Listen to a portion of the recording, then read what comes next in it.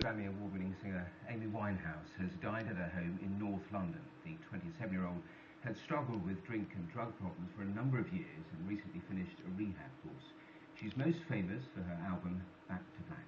David Sillito has this report.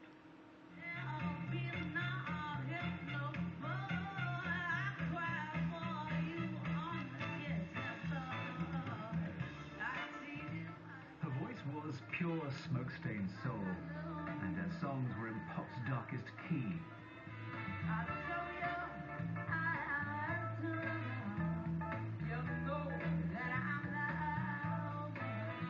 But those troubled lyrics also reflected a troubled life.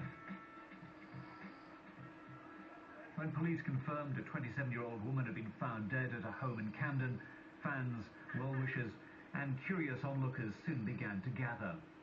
I just felt drawn to come. I wanted to be, like, hopefully where some other people would be who liked her music. You know, she has such a signature look and style, and I think she will be iconic in years and years to come. We won't be hearing any more of her music, she won't be making any more music, it's really bizarre. They were shocked, upset, but surprised. Amy Winehouse's life had long been a mix of talent and self-destruction. She was someone who invested a lyric with meaning, paying attention to every word, every nuance, and what the song as a whole meant. She had great musical knowledge and taste, and unfortunately, this was combined with a weak and addictive personality. My gentle joy. This was Amy Winehouse, aged 14, an extra on the Fast Show. She was at stage school at the time, but this North London Jewish girl, the daughter of a cabbie with a taste for jazz, was not going to be a clean-cut pop puppet. You came, love. Her first album, Frank, was a critical success. We made,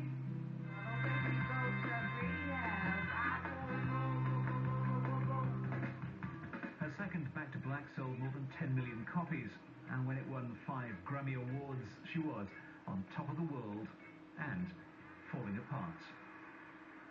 This was Amy in 2004.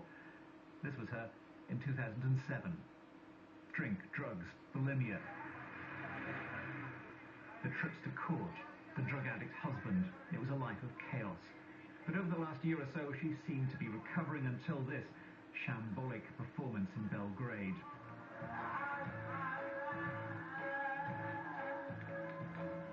However, her final appearance just a few days ago with her goddaughter didn't suggest a crisis. I never played. Now, with her life over, it's perhaps best to remember what made her famous. That voice, that talent. Now the final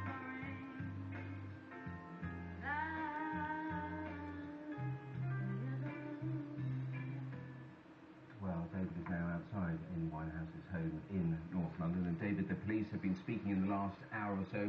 What have they been saying? Well, all they've said this evening is that the death has been treated as unexplained. There are suspicions of drugs, of course, but so far no tests have been carried out. However, there are about 100 people around here at the moment, and they are all here paying tribute to a woman who was a very great singer. Mark Ronson, who is the producer and a great friend of hers, said it was like losing a soulmate and someone who had been a sister to him. However, we also have to remember those ups and downs. I remember the first time I spoke to her, she was funny, feisty, curvaceous. Within 2 years, I barely recognized her, and she could hardly string a sentence together. We all knew she had troubles.